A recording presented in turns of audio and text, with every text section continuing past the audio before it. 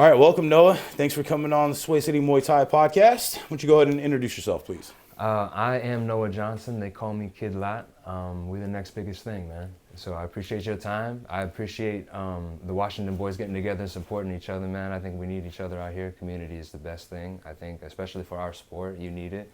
I think we're really in the mix in this part of the country of starting to get our momentum going, and I really like how everyone's deciding to get on board with each other. Yeah, it's a nasty web we're gonna form for these guys, and it's gonna be hard to get us out of the game, you know. Yeah, we're gonna be taking some shit by storm with how quickly the traction's kind of catching. Yeah, I'm impressed. It's nice.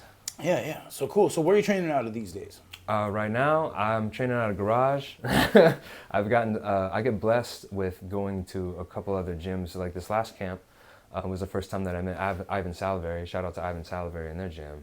They gave me some time to train with their boys and stuff like that. Good gang over there. Yep. But for the longest time, man, it's been me and my coach, Josh Prado. Shout out to Josh Prado. I was introduced to him by my first jiu-jitsu coach, Fred Borden. Shout out to Fred Borden. And it was the gang of us in that tiny gym for a while. MMA was a dream. Never, I was one of those kids who was, I did kids taekwondo at like 11. And I had at the time I was having nightmares of like big arenas and fighting already. Yeah, I was a kid having like waking up, heart pounding, sweating, crazy stuff. And that's now wild. It's the same dreams, but now you're living it. I live it. I want it. I crave it. It's the thing that I'm, reaching for. So, and for reference, I was a Taekwondo kid, but the arenas were like how you see in Thailand. Okay. Like Rangsit Stadium. Yeah. But I didn't know what that was as an 11-year-old boy. I had no idea. But yeah, just like the old school gritty arena. Yeah. Is what you're thinking. That's dope. So since a young boy, man, you're not thinking like Octagon. You're not thinking like UFC banners. You're thinking not even yet. Like not even thinking, but like you're having these dreams. Yeah, that's wild. Yeah. It was now it's a big motivator. But before I was just like any other kid. Like fighting was something I was afraid of. But now it's like all my life. So yeah, I mean, doing the podcast now we were just saying it's coming up on a year. It's wild how many people have that almost exact same stories. Like it's like you either were afraid to fight, or you got bullied, or you were fat, or a combination of them. But there's a lot of time there's like a little mix of stuff like that. Greatest origin stories, I think, come from those guys. Yeah, you're facing adversity at an early age. You know what I mean, especially amongst your peers.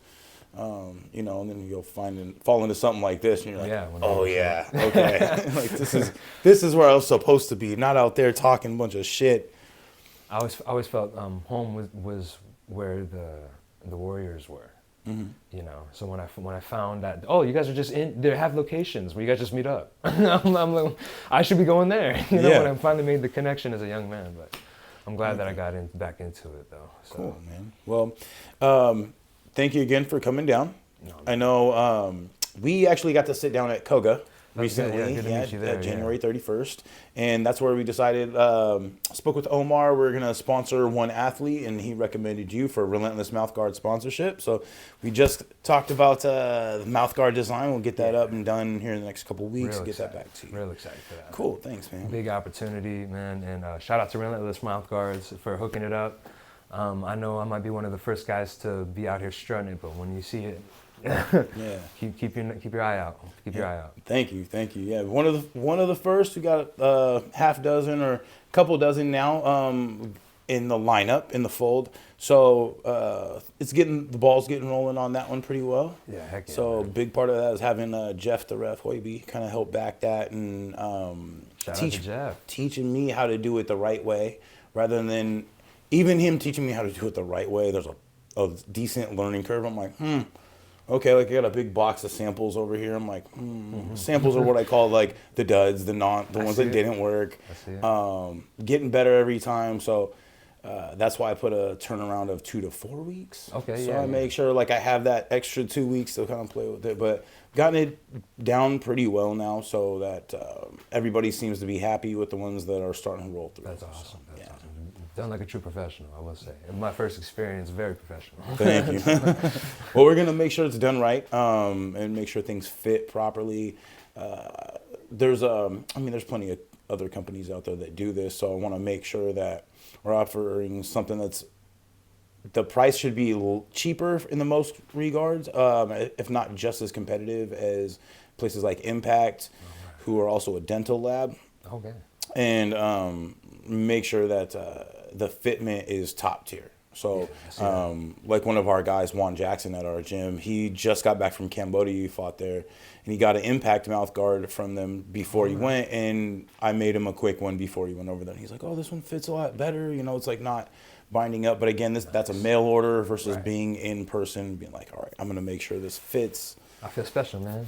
Well, you know, customer experience, especially since we're outfitting the Pacific Northwest and then branching out to the whole nation.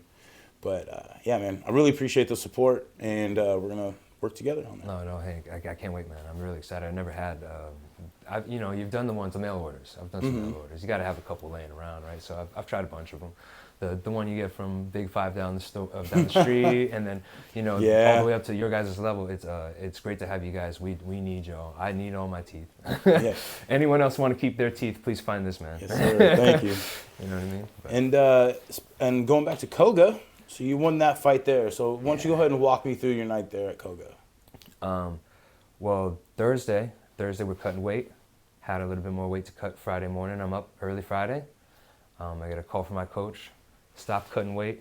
Start rehydrating. I said, "Hey, man, it's 10 a.m. Weigh-ins are at 3. I got some time. What are you saying? Like, you're not telling me I'm out of time. I got time." And he's like, No. Your opponent had some health problems. I'll probably update you later. But we're getting a new guy. Okay, new guy.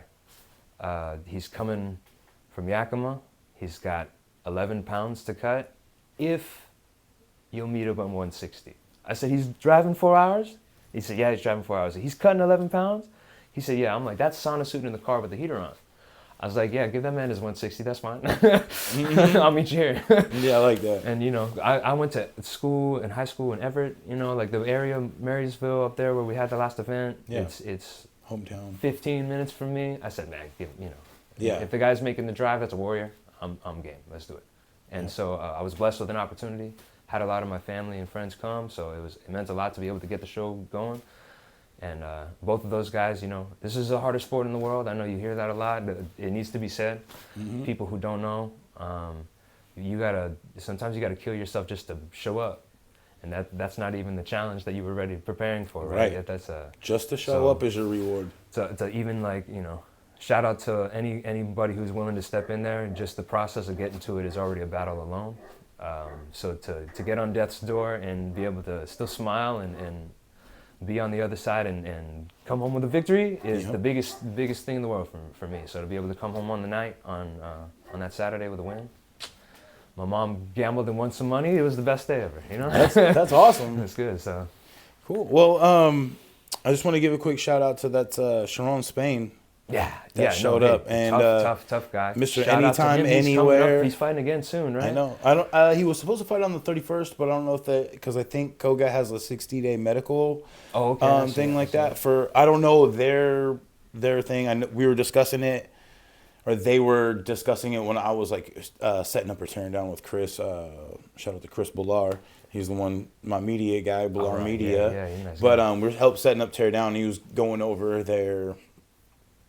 You know how most professional things like that have some sort of stipulation for like a 60-day clause or whatever it is. So I don't know if that's part of it, but I think I saw his date moved. Well, I mean, if he's willing to get right back in there, man. Well, that dude fights all the time. All the respect. Yeah, he's Mr. Anytime, Anywhere. So you need guys like that for the sport to work. Exactly. So he's like a very important cog, and I think I was blessed to have met him in the ring that night. And, to come out the victor means a lot because his energy in the ring was the craziest thing I've seen in a while. Shout out to him. I don't know if anybody gets to tell you the Nat Geo stories, but the craziest thing about Sharon, I think, was his calm eyes. And I know, as a fighter, that's like a killer instinct. Yep. He had some of the calmest eyes I've ever been up against, and to be able to come out on the other side with a victory, man, I'm blessed. So yeah. What was a good fight? I think I was sitting right there doing an interview cage side when that happened. So it was a lot of fun, a lot of energy. I'll have to go back and double check, but I believe you guys were like right in our face for a little bit, and then you finished it pretty much in the center of the ring. So it was a good job, man. Yeah. So why don't you go ahead and tell me about like what it's like? I've done this before for and lost fights, dropped out fights. For the day of, the day before, the week before. Walk everybody through real quick, not only on, because I went through that as an amateur, but as a professional and the things that you kind of go through to kind of get there. Why don't you go ahead and tell me about that?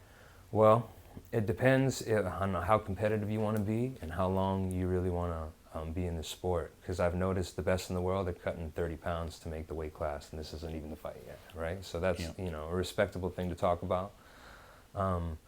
Depending on your style, that can also change everything too. Because if you're somebody who has one style, maybe a floater, a Muhammad Ali type character, you're probably going to cut weight differently than a guy who's a wrestler.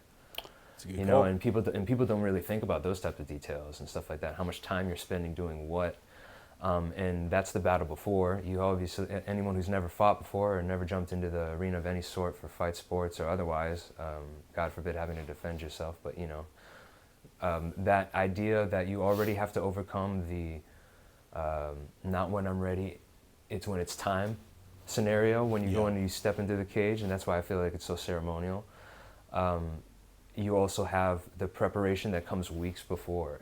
If you really want to stay far in this sport, you're preparing for guys who prepare every day. Exactly. The first time that I got into any kind of training situation with guys who are in the UFC right now, ranked UFC champions, I realized you need the years of skills as a base layer. So you have to spend the time doing the boring stuff, and that's like the entry. That's just starting. And then you have the guys who the guys at the top train 3 times a day, and they still lose fights. So, what are you doing to make you a better prepper, and to make it easier on you? Because the job itself is already hard enough. Right. You want to do the best job you can to make sure that you take all the pressure off yourself so you can just do the thing. Yeah. If you're a fighter, you want to fight. You don't want to do all this other stuff. Right, most times. So you want to be able to focus as much of your energy on that. And through that, to be honest, comes through preparation. If you're a guy who likes to fight a lot, you can't go up in weight very often or too far, because then that becomes a real process for you coming down, and it'll hinder you being able to get to a short-term opportunity. You know what I mean? Like, shout out to Chiron, Spain. You know what I mean? Like that. Like, right. Big thing. And this is about, like I said before, this is a sport of when it's time, not when you're ready. So if you really want to go into this sport, you're looking for any opportunity and every opportunity, and that means you have to be ready if you were going to fight tomorrow. Yep. So if you train that way, your body will respond that way. You'll start to have to take care of your body in other ways and such like that just to start. But I'm a big one I teach my boys, you need the physical, the mental, and the spiritual. You have all those taken care of, brother, you're most likely going to the right path anyway, regardless how it turns out. So I think you need that as your foundation, and you'll probably be relentless. Yeah. You know what I mean? We'll get into this. So. This is exactly how I break everything down as well. Yeah. The mind, body, spirit sort of thing, because if your mind doesn't want to, your body's not gonna, it'll find a way to talk your body out of doing it. Yeah. But the biggest thing that I want people to take away from what you just said is the stay ready, so you have to get ready. That's a big part of like how I was brought up. Excuse me. And we were in perpetual fight camp without being in fight camp. So like if I wasn't in fight camp, I know he's looking, and I'm 3 to 4 weeks out from him finding a match. Oh yeah. So again, to go up too much in weight. Now when you go up too much in weight, you're taking extra damage. You're running with extra pounds. Like all of these things are going to take an extra toll. You're not moving as fast. You're not as dynamic. Like it takes its fucking toll. And another thing I really like that you just said that I want to touch on is developing that foundation. Oh yeah. There are people that can kind of cheat it a little bit, but you see that they don't reach the peak typically. The ones that are willing to grind by themselves at the little details, starting with essentially like your fighting stance. and being willing to do the boring stuff, do the stuff that doesn't look cool, like the 1,000 jabs on the bag. So I really like what Roy Jones said at one point, and there's like a clip that I'll probably post again today because I'm thinking about it. But he talks about, he's like, everybody wants to look cool when they come in the gym. They want to do the Instagram stuff. It's like, want to hit the bag, they want to spar, they want to be in the video. But when you come into the gym, you're going to know how to stand. You're going to know how to jab. You're going to know how to throw your fucking cross, your hook, and how to chain things together. You're also going to know how to be a good partner. Big thing. Big thing. Because that's the old iron sharpens iron. Well, we're not two swords clanging away at each other. We're sharpening each other. So everyone has a different skill set. You started at a young age. I started at 26. Yeah. So big discrepancy, but the dedication was there. Yeah. That's so a big thing. That's what kind of bridged the gap in the work ethic. And we would do 2-a-days. So about 5 days a week, I'm training 5 a.m. and then I work all day, and then you got class at night, and then Saturday we would run stairs and then go fucking spar, exhausted. Shout out to Eddie Blackburn, One Speed Fight Management. We used to go spar at his garage, and then Sunday was recover, and so you talked about recovery, like taking care of your body in other ways. That's an avenue that has been so well advanced since I was fighting to now, like in the last 10 years roughly, 10, 11 years, whatever it is. And something that as I become more mature, you can be like, oh yeah, okay. Like sleep is important. Nutrition's important. I can't, but again, we're so busy with training and trying to live life and stuff like that. Not everybody has the best opportunity or even knows better. Yeah. And that's why like us coming together as a community, because it'd be like, oh, I know a nutritionist. Let's reach out to them. Oh, I can't really afford that. Well, let's find you some other sponsorships. Maybe they can, fund this direction. So it's a lot of avenues. Oh, yeah. And I think you kind of have to take whatever you can get. So trying them all, you know what I mean? For young fighters who are afraid to step out, man, I had to train with a couple guys who are already in there for them to kind of give me the boost, to the kick to like, maybe you should get it going. Shout out to people like Jared Gordon, or shout out to people like Bilal Muhammad and both of their beautiful camps that have, given me their libraries over the time. When I met them, they were like, bro, why aren't you pro already? I was still fighting amateur. They're like, you should fight. I was training every day. I was really pushing myself, and I was like almost on the teetering option. Like, why am I playing around? Like one of my favorite fight history moments is when like Jorge Masvidal said, I should just be going and doing my thing. I should just be cracking fools. Forget about the outcome. Go do what I did. Mm-hmm. Worry too much about the outcome. Yeah, and I think that's honestly where, if you found like how we were saying, his discipline met like his spirit, meant like that all energy came into one, and you're like, oh, okay, now he's unstoppable. His prime Masvidal was chef's kiss, right? Yeah. And there's a legacy for that now because he threw away this perfect record, or like so worried about the Mayweather thing. So you look at like, I don't mean like any disrespect to Mayweather, but everybody knows that he's very specific about how he kept his record. And whether you argue that or not is another thing. Anyway, but the people that sit there and they throw caution to the wind, they're going to die on their shield. Yeah. That's another kind of person. And people, those are the fights people want to watch. For sure. There's that just, people aren't familiar with that energy. And I think this is one of the only sports that you get to really see somebody rip the cord. Yeah. And so I could totally understand the feeling. As a fight fan, I love those fights, like when Hamzat couldn't take Gilbert Burns down and they started throwing down, I was on my feet. Yeah. I was freaking little out, unexpected, right? Yeah. Like, oh, okay. But at the same time, that's why I think the nutrition and the sleep and the recovery and the spiritual prowess, the discipline, the sacrifice, all those things, they need to be taken care of and given respect to each particular note there. But as long as you're putting effort into each box, I think personally you're at least headed in, you're going to end up with people who are going to elevate you, going to elevate your life. You're going to have your people be around good people. Yeah. And I think some of the best people I've ever met were in the gym. So agreed. You know what I mean? Yeah. So that's kind of why I continue to do this. I don't feel like I have a zenith yet. Right. And for me, it's more about I want to represent the people who have ever given me a nod, given me a hand. Those types of, because that's why I am where I am. and why I am. I'm totally in line with that. You know? Same way. But it's you know, I'm blessed to have found this sport. I had a big gap where I wrestled in high school, but then it was like in between like high school where you're not, you know, I got a job, I was working construction right out of high school. Shout out to my dad, graduated on a Saturday. Monday I was at work. Yep. Carrying the concrete and everything, and I'd had some off and on jobs, tried to work out with the friends, tried going out, all that stuff in the early 20s, and then it led me right back into the gym again. I have a beautiful girlfriend that now is the reason why I can make all these fights happen the way they happen. She's my right-hand woman, but she's the one who told me, I'm going to take a self-defense class for women on a Sunday. You want to come with me? Oh, yeah. See all the belts on the wall, the eyes, the glitz, the glam, boom, I'm back again. You know, it's that restless, I gotta compete, I gotta do something. And then, you know, went from, you know, some kickboxing, some Muay Thai, some boxing and jiu-jitsu. And, you know, now I'm on, I think, 6 martial arts that I've either cornered, competed in, and trained in since, I guess I've told you before, 11.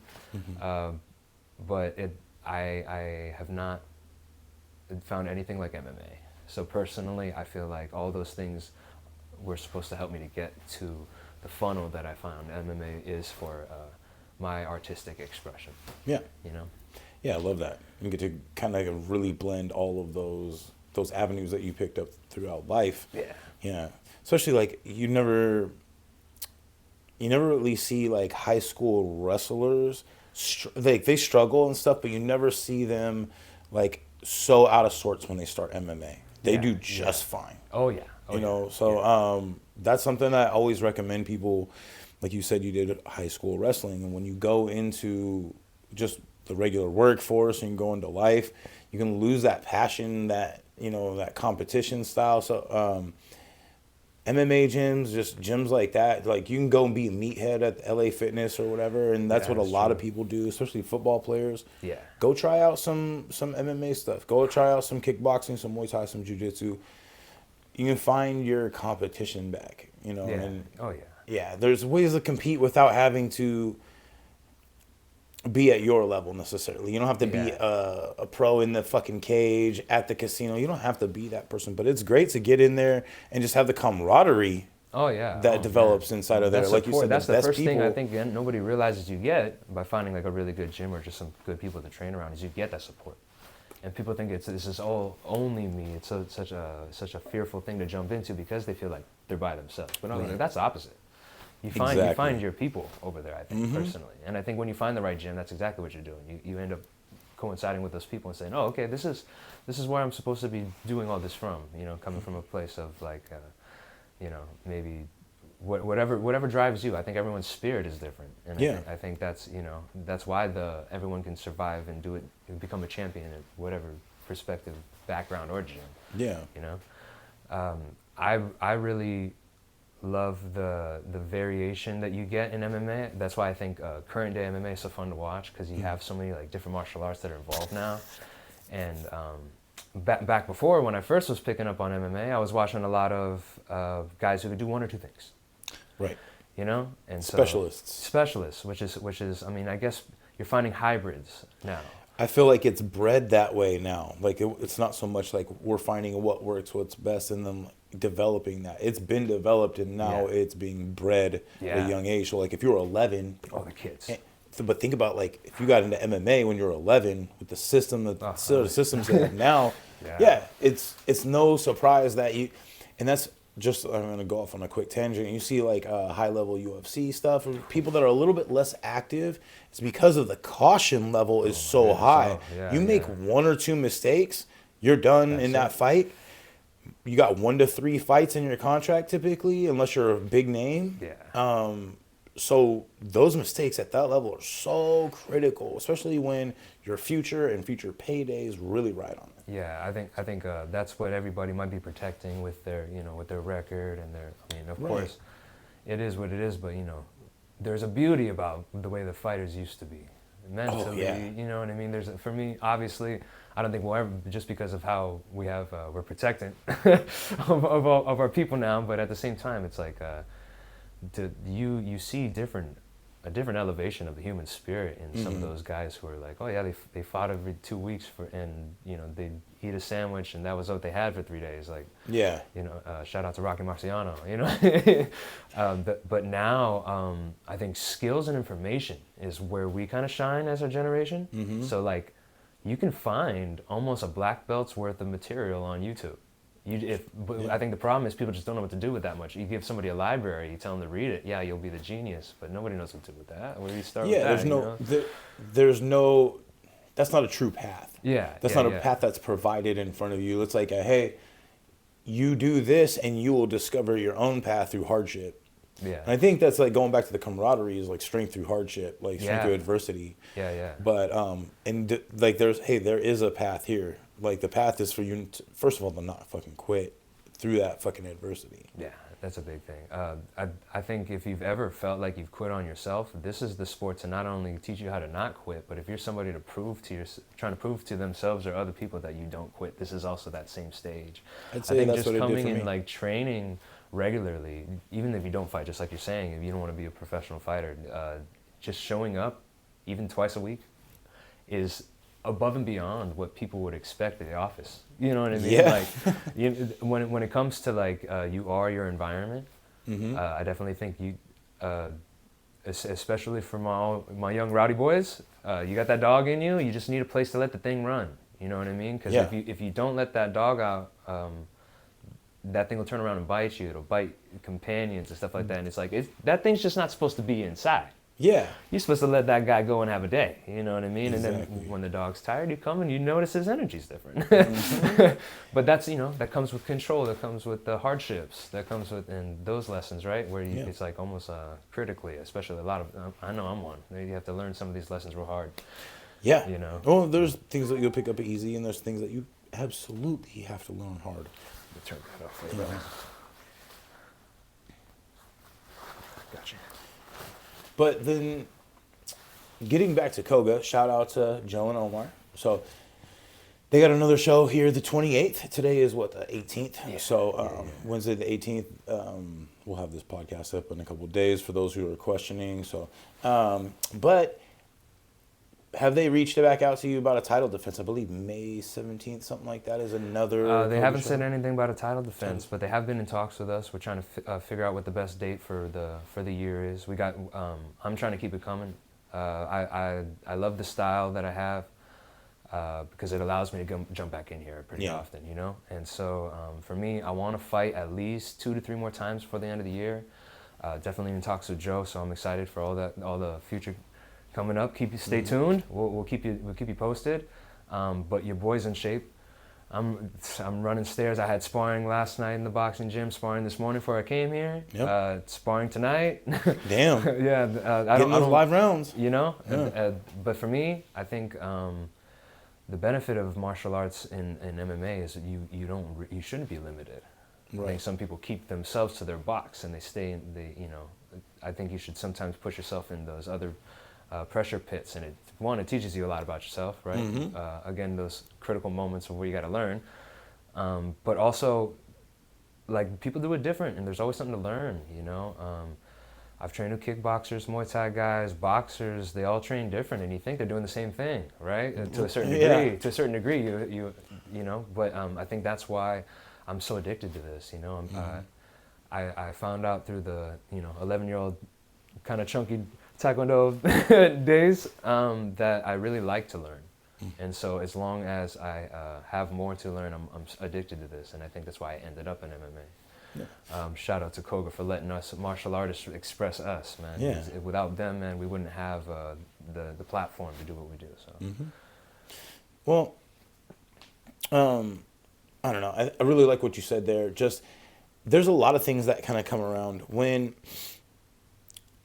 Not just COGA, but like when we have these like higher level shows that bring in fighters, like they had a bunch of people they had some dudes from like 1FC, they're cornering, they had, I'm drawing a blank, dudes from they were supposed to have some people from Dagestan, they ended up pulling out or whatever, I don't remember exactly why. I was excited because it kept saying Dagestan versus Washington. That's always fun. Like that's my shit. So, but higher level organizations that aren't necessarily like UFC, because that's what everybody wants to get to, and that's what everybody thinks of.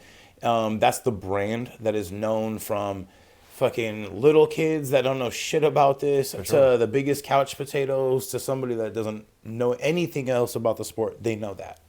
So that's what everybody thinks. But the legitimacy for those organizations comes from the buildup of these ones. And to provide high level fights, there's always a lot of finishes at those shows. It's a lot of high level energy. Yeah, they're doing a great job over there. But, you know, there's such a big pool out here in the Pacific Northwest right now to draw from. That I think that we're really onto something. So as long as everybody keeps pushing. Oh yeah, definitely. I think we have the skill set. Now it's the experience that a lot of these younger guys are building, and some of these guys who haven't experienced are starting to get their shot.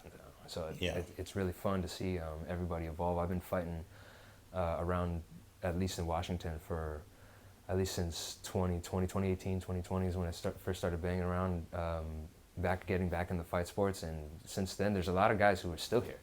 And that's what I kind of appreciate about Washington. You know, it's this is one of those sports where it's not who's best, it's kind of who's left. Like, you'll eventually, I feel like if you just keep going, you're gonna get an opportunity as long as you just keep sharpening that knife. Like, because how many opportunities do you need? One, really, right? To get your shot off and then, you know, change your life. So I think we're all chasing the same thing out here. And I think it's a good opportunity to represent PNW out here, right? A lot of us boys work hard and just nobody knows. So I like how we're gaining momentum. The traction feels good, especially being a part of it, man. It's a big honor. I know we have some big names who are in the UFC who have touched some gold, who came out of Washington before, and even some guys who are in it now. And I'd love to be one of those guys eventually, you know, or to be the people who are in Washington who are for the Washington boys know. Exactly. Like, you know, I want them to be able to look at me and our brand that I'm growing over here and try to be like, yeah, that's one of us. You know? Exactly. And that's why I think I learned martial arts as a respect first type of thing, and that's why I'm so happy to meet guys like you who I know you kind of feel the same way, and you guys are carrying that tradition as something that we are letting the young guys see, so then they are understanding that this isn't only a place they want to be, but a place they need to be, right? Yeah. In that retrospect, I think it's good to look at where the sport's going. I know we talked a little bit about like the up and coming kids and how dangerous these kids are looking, and they can submit you and take you down and throw head kicks and box and move high level head kick, level crazy stuff. High level stand up, high level wrestling, high level jiu-jitsu. And so I love where the sport's going. I'm definitely trying to get mine and get out before those kids come up. But I'd love to, you know, eventually one day turn around and help those guys the same way that guys like you, guys like COGA are helping us guys now. Because I know we just need to keep pushing, and we got momentum now, right? So it's something to celebrate. It definitely is. And like I was saying, you know, Dagestan versus Washington. I want to have us, because everybody fucking knows like Dagestan's a bunch of tough guys, but for sure, they don't know about us yet. I know it's a bunch of. I have not been to a fight where there's not a bunch of dogs, and I've been going to fights solid like almost every weekend for almost a year. And I'm like, there's a lot of fucking tough people out there. Are some people that that don't. Obviously, like, you're not gonna have that, and they're still finding themselves. And I say those are the first 5 to 10 fight amateurs that are still kind of going through it, and you have to find yourself in the sport. That's actually how I found myself in Muay Thai. I began right when everybody's doing MMA, and they're like, oh, you're going to be an MMA fighter, you're being a fighter, blah, blah, blah. And then I got my first kickboxing fight, and the guy that was partial owner of the gym at the time, Sean Gaspar, he was like, well, you need to be a blue belt in jiu-jitsu before you do MMA for us. So I was like, our timeline at that time was roughly 2 years for a belt advance. And so I'm like, okay, I need to train for 2 years before I can fight. And Crew Jones was like, I'll have a kickboxing fight next month. So it's like, I took a kickboxing fight, and another one, and then a Muay Thai fight, and then another kickboxing, and another Muay Thai, and then by the time I built up, I'm like, I'm not gonna go roll a whole bunch as well when my fight, the thing that could fucking land me in the hospital if I fuck around, is a different craft. So I'm gonna practice the craft that I'm gonna compete in, and I never never reached, never had the time to put in really on jiu-jitsu side. And by the time everything I'd stopped fighting and everything. I'm like, all right, like I'm a Muay Thai guy now. Yeah. So yeah. it's just, Well, I mean, like the guys like us need guys like you too, man. So we appreciate your diligence in the areas that you spent your martial arts time, because I think guys like us really, like, some people start their martial arts journey and they start with MMA, right? And so they don't really have a base. They're kind of learning everything at the same time. yeah. And I find it's kind of like it's hard to gain skills like that, right? Because like, Yeah, it takes a long time. Right when you feel like you're leaning in a jiu-jitsu thing, now you're boxing, and like, so I definitely think that like you need to spend a little bit of time in each to really appreciate it. You know, like you really gotta drown in the clinch to understand what it is, right? Yeah, a little bit. Yeah, it's that sink or swim stuff. You can get thrown off the boat and you're gonna swim, or 100%. yeah. Hopefully you don't drown. Hopefully fucking somebody pulls you out. And you're like, hey, I guess it didn't work this time. But right. Yeah. But going back to like the kids in the new era and things like that. So there, something I really love again is ONE FC. Oh, yeah. So ONE FC, because a lot of traditional Muay Thai people don't like it. And you're going to see, because they're changing some of the rules, they're going to global rules set. They have small gloves. I actually really like it. It applies a legitimate across the board style that people understand. Yeah. And they don't struggle as so. Like, here's a good, maybe not the best, but good analogy is like, you know, when somebody's watching jiu-jitsu. So the person that doesn't understand jiu-jitsu is probably not understanding what's going on. They see one person on top of the other, or them working through stuff. But until there's a submission, they probably don't fully understand, or are close to a submission, or something that they are familiar with.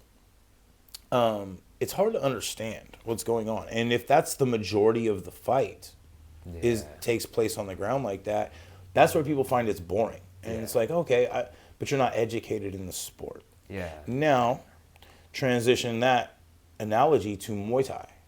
So in Muay Thai, the way it's scored is very specific. And so our very own Crew Juan Jackson, Sri Suk Muay Thai, he was just over in Cambodia, and did a Kung Mai event. And he lost via decision. Now, there was a great fight, very competitive, very back and forth. Having been in the sport for so long, keying in on so he's over there fighting their guy, and they're scoring very specifically for their guy, and you can see where maybe they don't for him. And it's because of the way that the scoring system's gone that it's still 100% legitimate for them to do that. So let's say, punches don't really score in Muay Thai and Kung Mai. So you can sit there and box the fuck out of somebody, they can land 2 body kicks, they're probably going to get the decision, or at least win that round. Yeah. Sounds one-sided, sounds backwards, and it is in a competitive, like, is this even sort of aspect.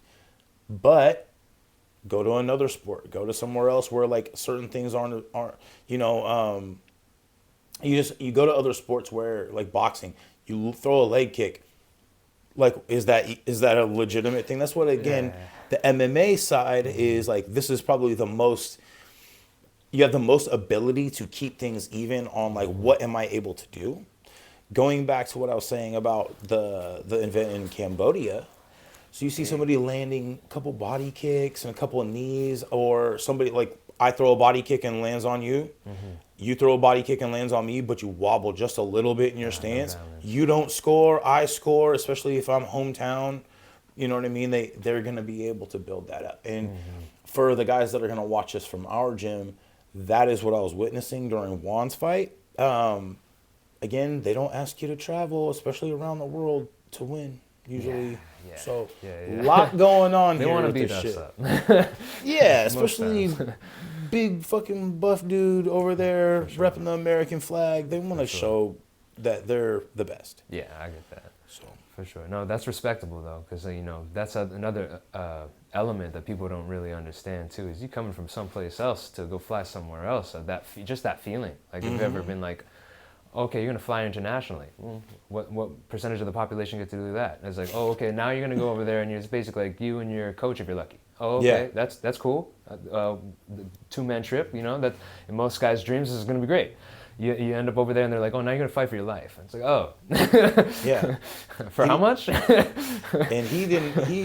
none of us traveled with him. And he's fine with that. He does that a lot. And we didn't even know it was for the title shot. Yeah. So it's like, geez, you know, More power to him. Yeah, it's dope. And he went over there. He's very competitive. So, but again, you can just see where it's like, in certain other sports, they're like, oh man, like, how come he didn't win? You know, like you see his head getting rocked back and stuff, and they think like that necessarily should win them the fight. When in like ONE FC, you got a much more even like way that they score damage done, things like that. So again, knowing the rule set, knowing what you're doing, knowing what, you know, what's allowed, what's not, goes deep into what you're doing. No, definitely.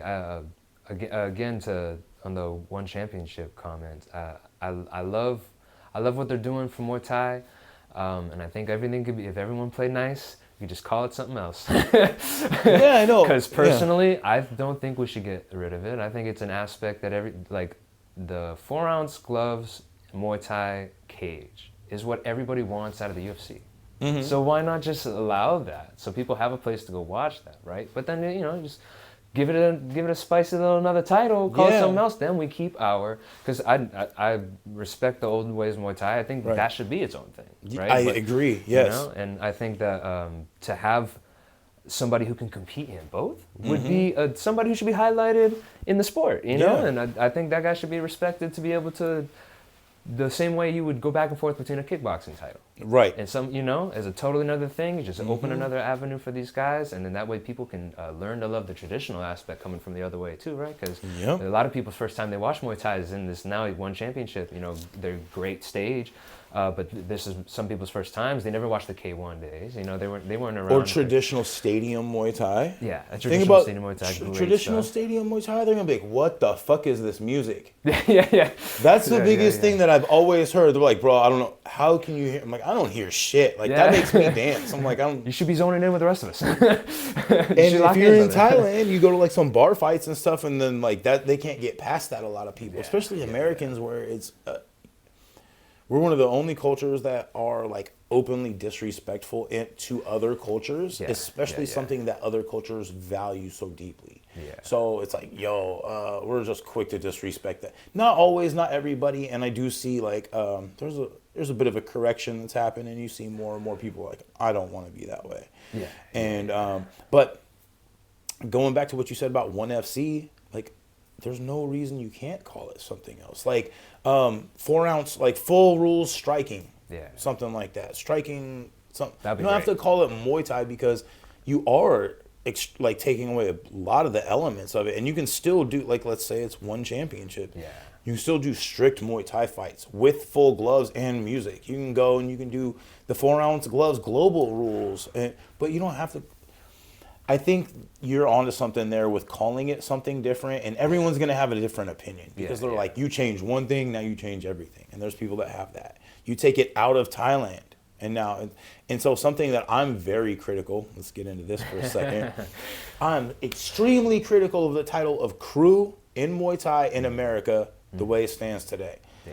It has gone the way of, like, from what I've experienced of, like, the old karate and taekwondo, like, this is a martial art to do damage. You know what I mean? You hear about like stories about like taekwondo people like wanting to kill your opponent that and mentality. Stuff. Right. Yeah. And you see that in Muay Thai. Now you see the Americanized, like, capitalist side of this. Like, we're all like, so there are gyms out there that will be like, they'll go get their crew from somebody else, and now their crew, and now they're promoting other people's crew. Like I'm not a crew. I am a coach at our, like, a specifically trainer. Under our program, trainer/crew is like the same for red and white. So I have the red and white armbands.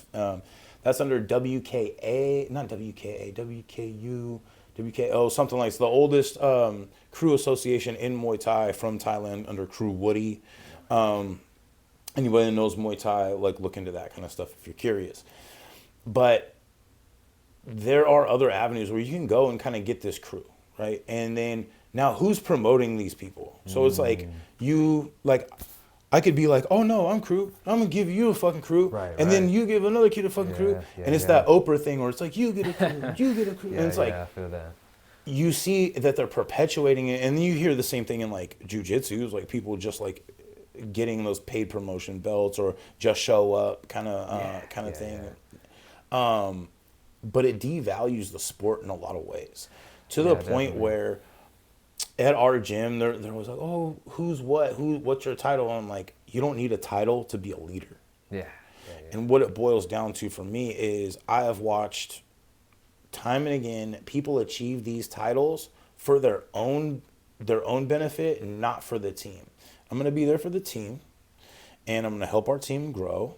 And if I ever do get that, it'll be like like Crew Jones and Master Salhin handing me, like, here's a present from a family heirloom from them, not a prestigious title I'm going to walk around and parade and use for financial gain or anything like that. To the point where I'm almost anti-crew. I see what you mean, though. If I were to, like, if I personally desired it, I would go to Thailand and go through their program. Yeah, I see. Like, if I was like, I need it.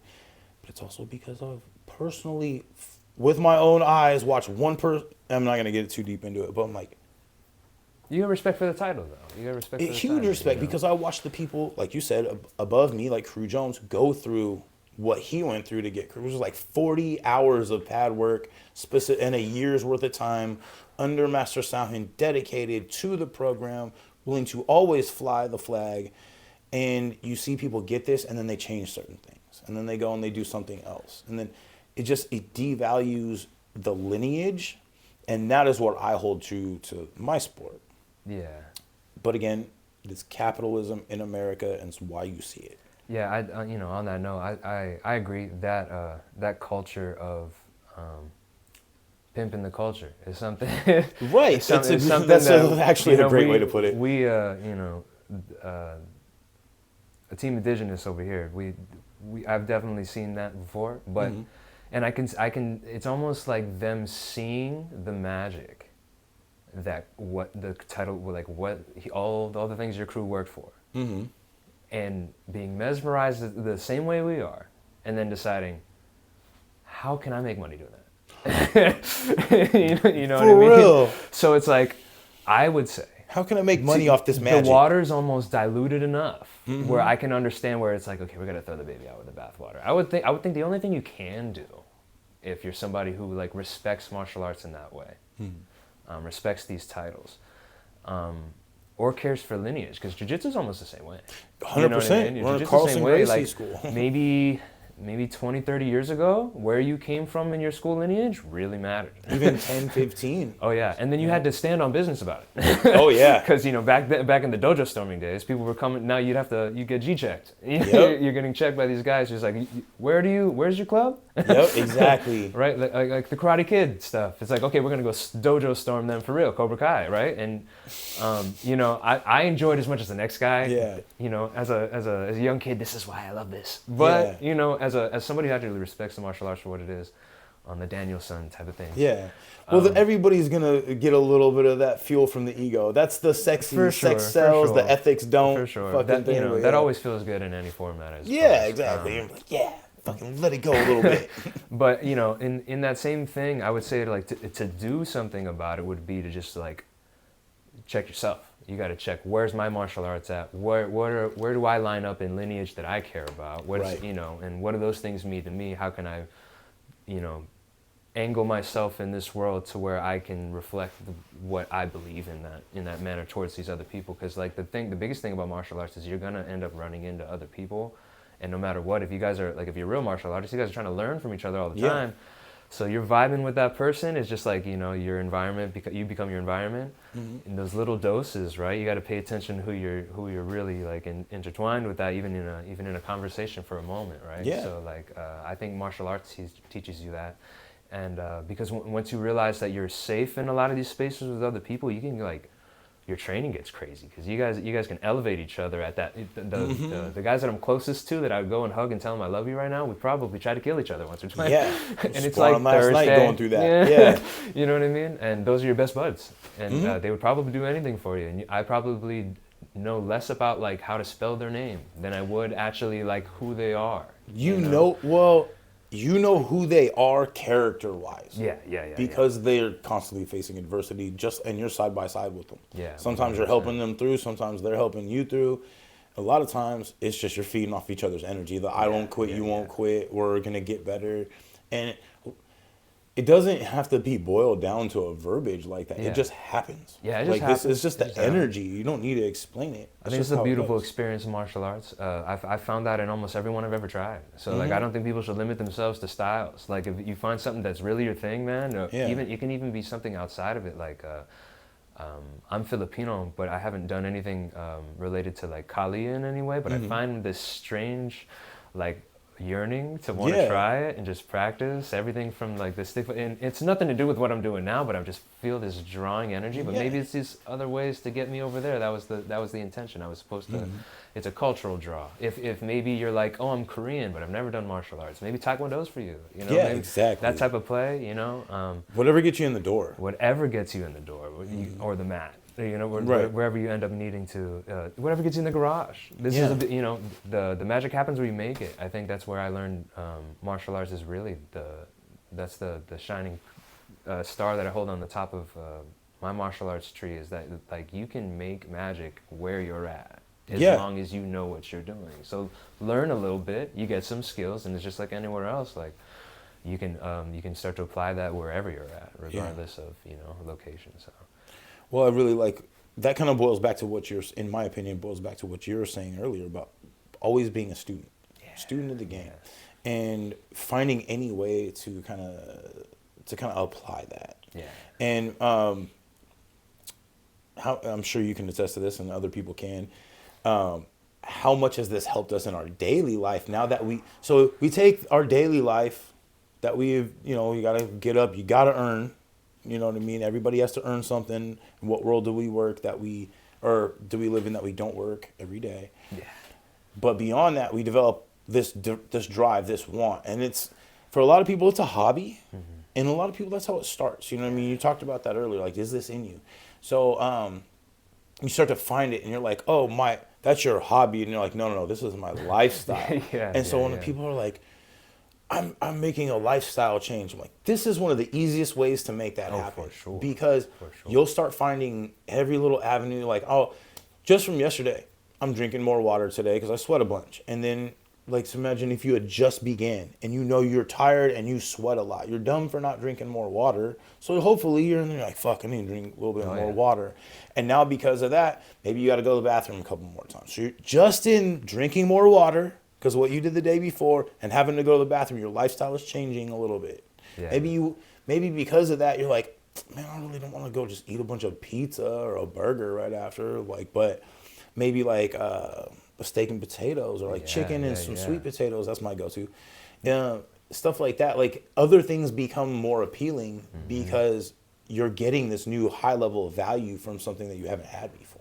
I think that's a beautiful way to phrase it. Just like we were talking about earlier, maybe the momentum, right? You make one positive change in your life, all of a sudden these things are happening on their own, and it's a matter of left and right, yes and no, right? And then you're like, oh wow, I'm doing this all the time. You know, I'm making these lifestyle choices that then, when you're always doing them, become your environment, and then you change with your environment, right? So Again, I think that's a beautiful callback to why martial arts is so beautiful.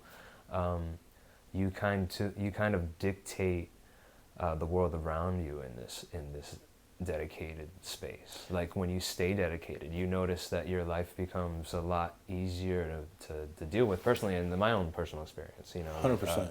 Everything becomes like, not only just organized, but it's easier for me to understand. I think better after I started doing martial arts, and then maybe it's the brain games, maybe it's the mix with the physical element. I don't know, but like when it's all together, and then you're like spiritually sound, and then you're somebody like me that takes it a step higher, and you try to like intertwine that, just like how you're saying, on a daily basis, and then you're inside the gym and outside the gym, you're making these spaces for yourself. It's hard not to win. You know? Yeah. So yes, exactly. And I think that's really what we're all trying to do anyway. We're trying to stack a couple wins, get some momentum. Yeah. We're just, trying to let the good times roll on us, so to speak, right? So for anybody who has a problem, make one good, leverage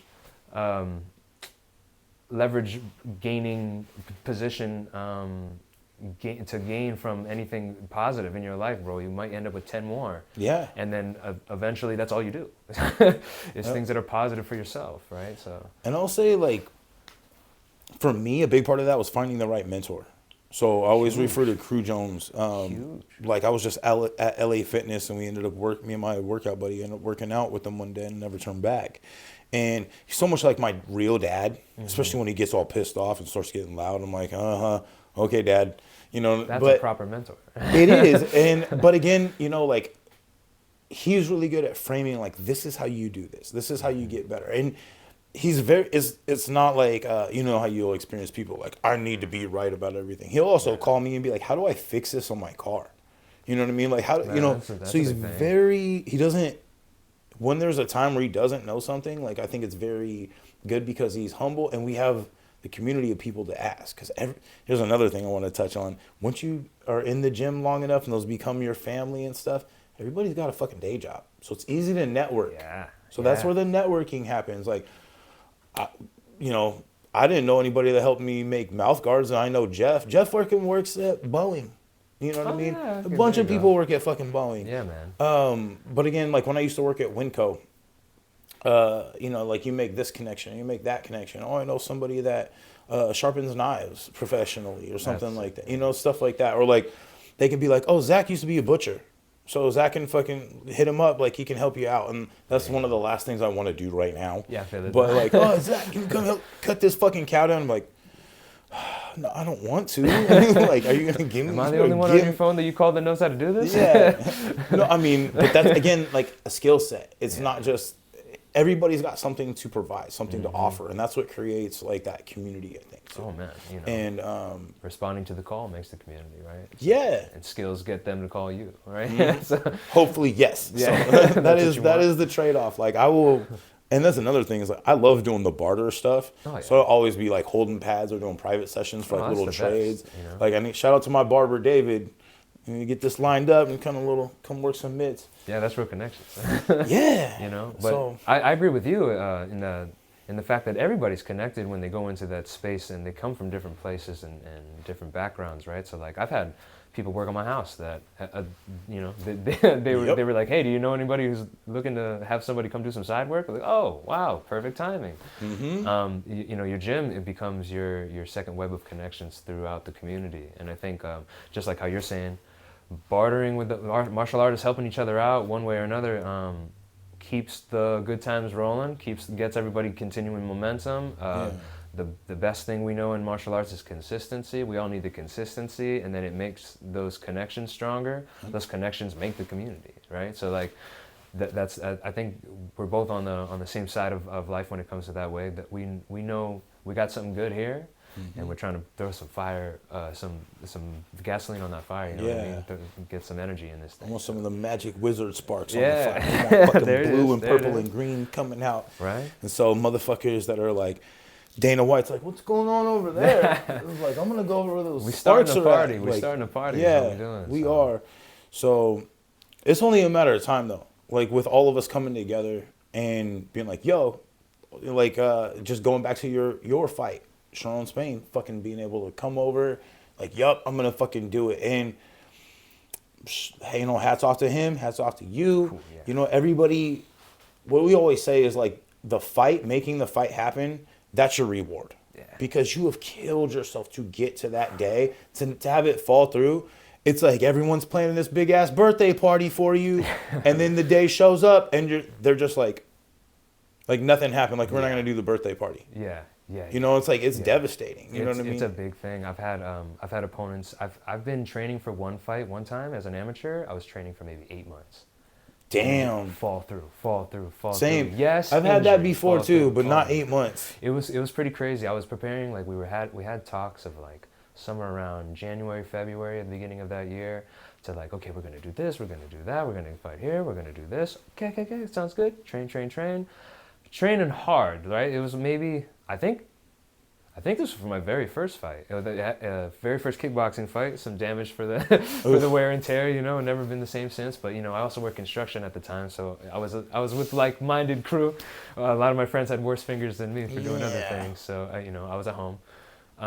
But just preparing for that, like you were saying before, like you're running in the morning because you want to be Mike. You're running at night because you want to be Mayweather. You know what I mean? Yeah, like, good examples of the people, high-level examples of the grit you have to be able to go through. In the rain, because it's fucking Washington. Washington, you know what I mean? They don't give us credit out here. Dagestan's tough, but it's like 9 months out of the year, if you're a fighter and you run outside, which you hopefully fucking do, oh man, it's raining. You're gonna fucking run in the rain. Yeah. And guess what? Washington, we're not into raincoats or umbrellas. I mean, sometimes. Usually it's a hoodie. I would approve of the occasional treadmill run if that's what you got and that's what you need or whatever, I guess. But like if you're running outside for any portion of this year, you're running in the rain because otherwise you ain't running outside. So yeah, it's about as common as going to your vehicle a couple times a day. You're gonna get caught in the rain if you're running. Same. For sure. Sure. And that's about. I don't say that's the frequency, but if you're a fighter, a few times a week minimum. Oh, have to. That's, and again, shout out to our gym. But if you guys listen, make sure you're getting in your road work. And road work doesn't just mean running on the road. It means it's your basics. It's shadow boxing, jumping rope, getting your runs in, eating properly, doing your 100 push-ups, your 100 sit-ups. Like these are the things that are the building blocks, right? foundation for your foundation. And then once you're in decent enough shape, like your class time, your sparring time, your drilling time, your bag work time, these are all going to benefit because of that. It's just like being dog tired and not sleeping and then trying to go work out. It's probably not going to feel great. People do it. We do it, as fighters. But imagine if you slept good, or if you had good nutrition, you're going to go have a good session. That could be the difference is how you treat things and your preparation, the foundation that is built. I would say, toughness is a prerequisite, right? But a lot of us think we always have to lead with that. Mm-hmm. But consistency is key, and so you need some toughness to get the consistency, right? Just like we were saying. It's a beautiful yin yang, right? And I think if you're tough enough, you can get it. But your consistency only comes with those days that you don't want to do it. Mm-hmm. So like if you're somebody who can do it because they have to, then maybe this sport's for you. This might be your thing. Or maybe just your dedication is that like I have to do. You've dedicated this purpose to yourself. That's kind of where I was at for a long time. Is that I wasn't in the. I don't say this much, but like I wasn't in the best place in life when I began doing this, right. And a lot of us aren't. That's fight sports. Yeah, and then, but I dedicated myself to it. I'm like, this is where I'm finding the most value for myself. So, or like not even close. Then I remember being the guy that's like, I don't have it. I remember feeling like I had nothing to leave to go home to, or like, and so I'm just staying in the gym for an extra hour. So I'm hitting the bag. And it's not just, I'm just hitting the bag, I'm here because I'm ripping that fucker with all the pain I could come up with. Is that the real secret to success? It's like, hey, those times where you pretend you got nothing to do at home and you stay late and hit the bag?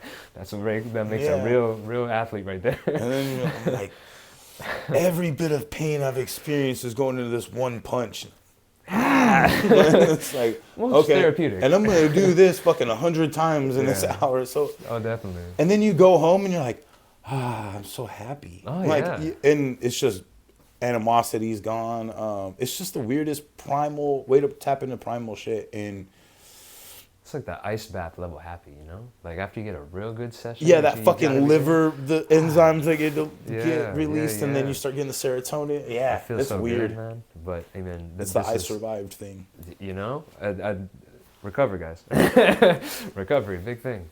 But I'm loving how much fun I'm still having in this, man.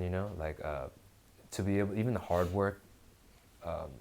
It's always a test to me. I was a big Mortal Kombat game guy, so it's like, test your might. Like for me, I was all like, let's do it again. Like, because you realize every time you come back to this test, it's different. You are different. You feel different. And you're like, oh wow, all these things that we were talking about before, the consistency and all those things, they start to change.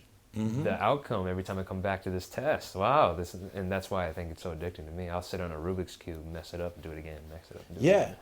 You know, so like you get, once you're able to lock in like that, I think not just in fight sports, like any avenue of your life. What the kids say, lock in, right? That's what my boy be saying. If you tell me lock in, if you can lengthen the time you can lock in. I had a good, my girl asked me a good question the other day. She's like, fighters are supposed to be always focused and locked in, right? I'm like, yeah. She's like, why don't they just stay locked in? And I'm like, you don't say. That's a great. I think I'm gonna try that next time. It's a great thought process. But now I'm realizing, well, that's the play. Yeah. Everyone's just trying to be able to do that. So if you can get to a point where you can, you can focus for as long as you need to in these high pressure situations. That's all we're doing. We're playing high pressure, high risk, high reward.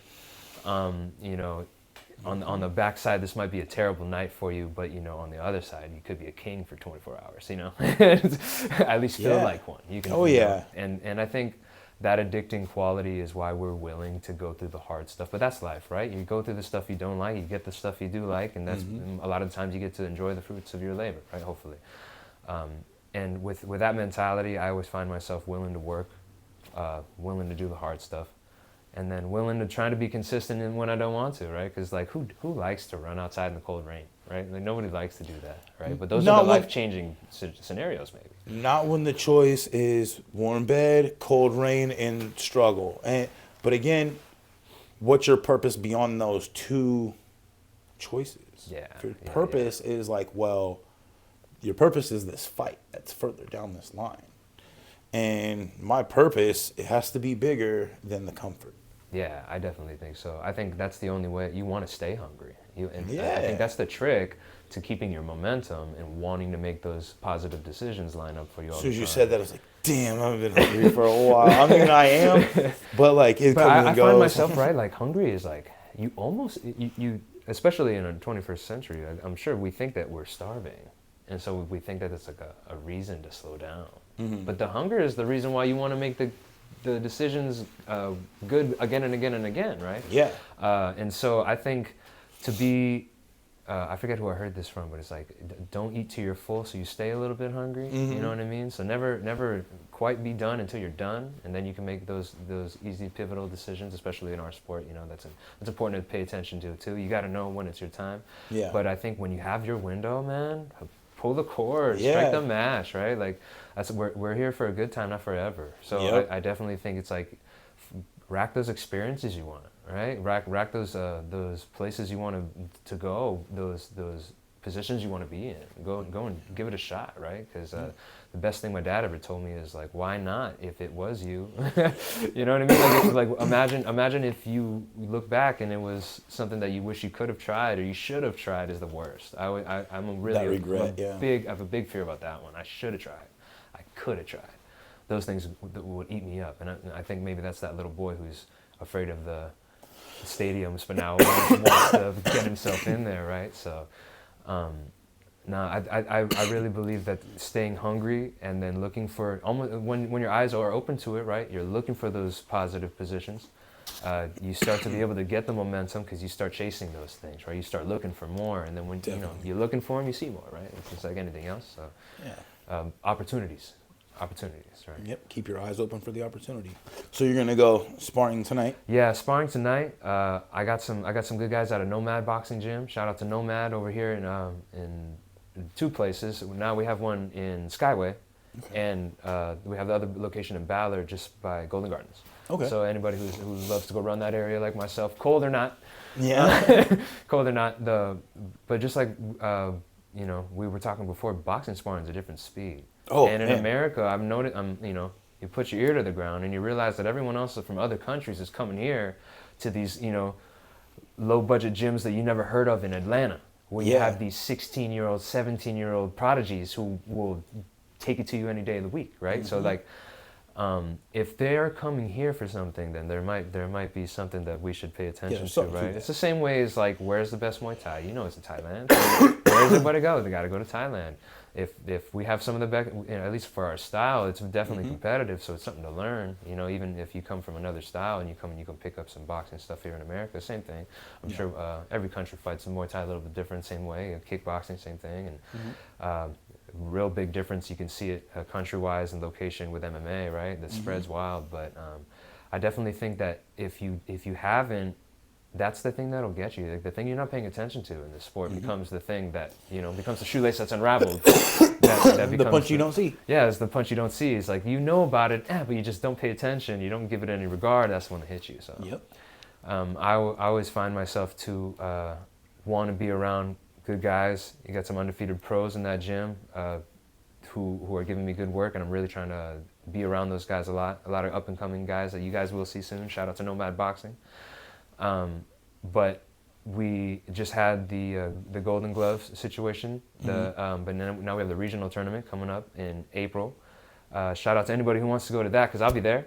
Hell yeah. Hopefully catch a couple of the guys from our community over there. It'll be good stuff. I heard from a rumor that Roberto Duran's supposed to be there. Really? Yeah. Okay. So I'm about to get me a shirt. Yeah. And get something signed, So I'm hoping to be on that Old thing. school. But I don't consider myself a boxer. But by any means, to be able to go and learn from these guys. One of the worst whoopings I've ever taken was from a girl who was 16. Like the first 2 weeks I ever jumped in a boxing gym. It was boom, boom, boom. Yeah. And she's like national level, and I'm like, I can't. And now I'm laughing because she's beating me up so bad that I don't know what to do. And I'm like, my coach is like, you're not allowed to swear in the gym, son. And I'm like, I know, coach, but you. Best stuff. But those are the lessons I'm here for, man. Humility is what this thing's about, and the bullies get found out. That was my biggest thing for finding this thing, and why I think all kids, just like we're saying, the kids should jump into this. Even if you don't become a fighter later, let the kids do it. They can't hurt each other that bad when they're kids, but if they know how to do it as an adult, some of those things never leave you. Yeah. And even if you never step into a gym again, life changed, right? And possibly, some safety may be added or something like that when you need it, right? So Renzo Gracie, how old is he? And he's still getting attacked as who he is on the subway in New York. What are we doing here, right? I think he laughing at him or something too? Yeah, it was like I remember seeing that. I think it was something similar to Coach Matt Serra's situation, the same thing, right? Something similar. He's fucking. But shout out to martial arts, man. Train martial arts. This will keep you on the winning side of things, right? Most times. So. Well, I want to say something real quick about what you just said, especially for getting the kids in. A lot of kids, they don't know the path. I mean, no. None of the fucking kids know the path. Yeah. We're grown-ups and most of us don't know the fucking path. We're relying on okay, there are paths. We're going to find one and stick to our lane like we do on the fucking highway. Yeah. But kids, there's so fucking much going on, and there's so many sports and things like that available to them. Get them in something positive. That was something that I wish, I'm going to say I definitely wish I had gotten into martial arts as a kid. But something that was more positive with a mentor to be like, this is how you go. And you're going to need that level of consistency from them, or I did as a kid, and that level of consistency that martial arts provides. Because seasonal sports are great. Yeah. But when the season ends, is it next? What are we doing now? You know what I mean? Or is your kid a fucking couch potato? That's what I was outside of football. And a little bit more direction, a little bit more consistency. You never know. And again, I don't know if I would have even been open to it at a lot of ages. And that's a tough one. Yeah, but how would you know? By getting them in there. Right. By testing that out. And you've been to a bunch of different gyms. How many different coaches, different styles of teaching have you experienced? Good, bad, and mediocre. And you're going to experience it all. That's why I do recommend people cross-train at other gyms. People, and not necessarily I got 2 days here and 2 days there and then 2 days up here. Not necessarily that. You have to find what works for you. Yeah. But find a level of consistency and a good mentor and somebody that's willing to kind of walk you through these things. Yeah, I mean, I agree totally. Big on the mentorship situation, and everybody who's ever been in a coach's spot or even just a leader in the room spot understands that you kind of whether you want it or not, the people, your people, at the end of the day are following you, right? So the eyes are always on you. big thing again with the kids, right? You want them to be around people that you know for a fact are not only people that you know that can do the things that you want to by taking your kids in the martial art, you know, maybe like you're saying, they have some insecurity issues. Maybe it's physically, spiritually, or mentally. Maybe it's something that they are like overcoming or whatever, and you're trying to pull them out of the shell. Maybe they're the opposite, and they're the other extreme, and they're really ready for this, and you're really like, okay, let me try to fine tune this into something that can be, you know, controllable. Whatever it is, there's that side. But then there's just the side of like, this is something really hard to do. If you can teach them that they can do hard things, then their mental clarification of how they look at the world is different, right? Like you're gonna look at challenges differently. You're gonna probably want to be somebody that steps up. Mm-hmm. You know what I mean? And that'll change not only your abilities, but that'll have a direct respondent change on their life outside of the gym just by being around people in the gym. Right? I think they can recognize that. I mean, I don't know. I don't want to put myself in that position, but like as a kid, having certain things like that, you can recognize like, all right, I'm not in a group of fighters or at the gym. I'm in a group of people that don't know these things better than I do, and I have to step up to protect my people, to protect these people, this group of people. And I think that like, you know how like kids are very simple and innocent. They know right from wrong fairly well as long as they don't have like a really fucked up environment. But, and then you go into another environment and you're like, wow, these are puppies. These aren't full grown dogs. Yeah. And I'm capable of protecting these puppies. It's going to be wrong if I don't. Yeah. And I think that's where development in leadership kind of starts for a lot of kids. And I agree. You're guess what? We're going to need fucking leaders in 20, 30, 50, 100 years. And to put them in through martial arts, start developing critical thinking. Maybe they're not the most dedicated and stuff, but put them into a different environment, and maybe they've learned something to pick something up that they couldn't have gotten somewhere else. I've learned things in life through martial arts, and especially dedication.